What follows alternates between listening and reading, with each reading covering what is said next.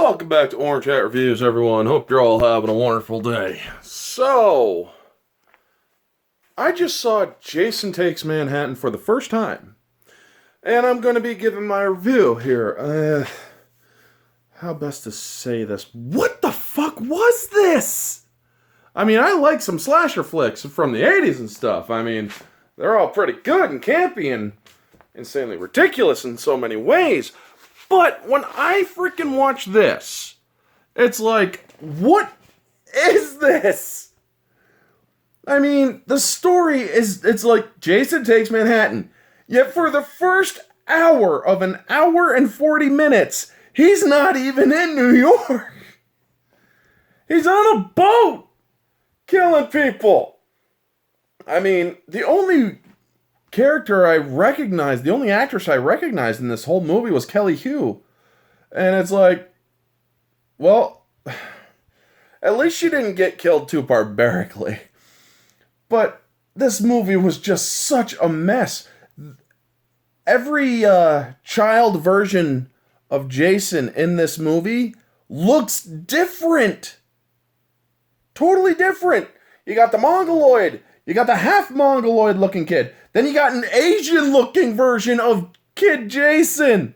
And then you got all these other... It's like, what the fuck? Stay consistent. What's wrong with you? And then there's these punks. Everybody knows the scene where he kicks the radio and you see these punks like, we're gonna kill you, gooey man. He turns, instead of freaking slaughtering these guys like he would have, he turns around. They all freak out, he puts his mask back down, and continues on. What the fuck, man? Although there was one scene I really did like. When he finally gets to New York, and he's looking up and he goes, and then turns around, because it's a big picture of his hockey mask. And it's like, wow. Okay, that was pretty good. But the rest of this movie, oh my god, man. When he loses his mask down near the climax, and the toxic sludge is coming in the sewer, you hear him start saying, "Mommy, Mommy," in his child voice. And he starts spitting up water like he's drowning. And then when the toxic sludge eventually melts him away or whatever, he's a kid again. I'm like, what the fuck is this? And as he's dying or getting melted away with the sludge and stuff, lightning just starts crackling all over New York City and then smacks the Statue of Liberty. And I'm like, okay, is this supposed to signify something? It was just so incredibly bad. All the other movies had great moments and whatnot. I mean, this movie has good moments. It has its creative kills, as only Jason can do. And then there's this kid that was on top of the roof, the black kid, that starts boxing with Jason, starts beating on him, pounding on him and whatnot. He gets so tired from hitting him that when he starts swinging at the last times he starts swinging, he misses completely. And then he's like, "Give me your best shot, motherfucker." It's like, dude, I would be running. This dude just took a beating from you and is just looking at you. It's like, seriously? So then Jason just punches his head clean off, and it's like, that idiot deserved it, because, man, you freaking wasted your time beating on him and got so freaking tired. And then you tell him to take your best shot. Of course you're going to die. Wow. But, oh my, objectively, this movie is just bad. I'm talking like freaking 3 or 4 out of 10 bad. Subjectively, I'd put it about a 5 or a 6. Because honestly, oh my god, it's so campy. It's decent, but I wouldn't say good. It's just so bad, it's decent. moviegoer, if you like these kind of slasher flicks, I'd put it around a 7 or an 8. Oh my god, this movie was just so freaking god awful. The character of the teacher, Mr. McCulloch, he's just so fucking much an asshole.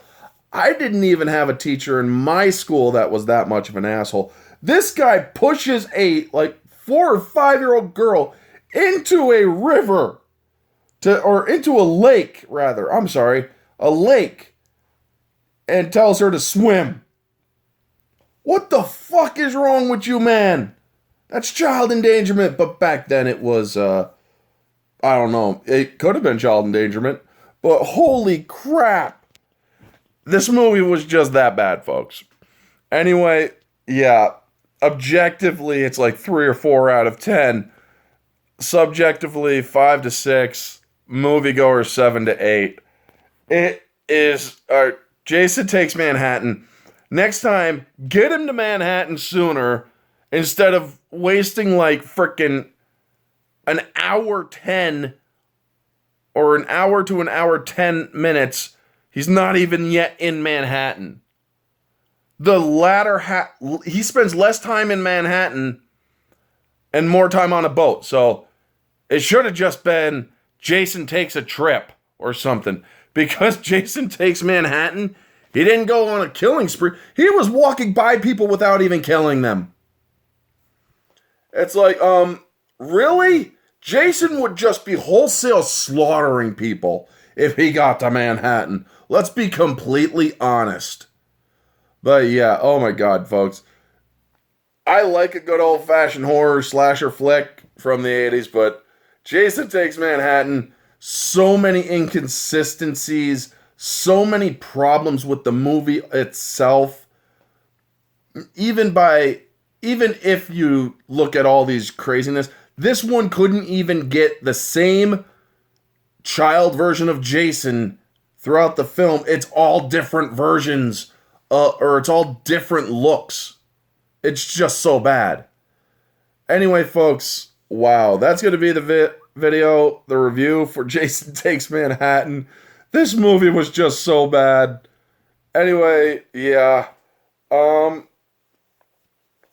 That's going to be the video. I'm so freaking messed up by this that I can't even do the outro. Y'all know the drill.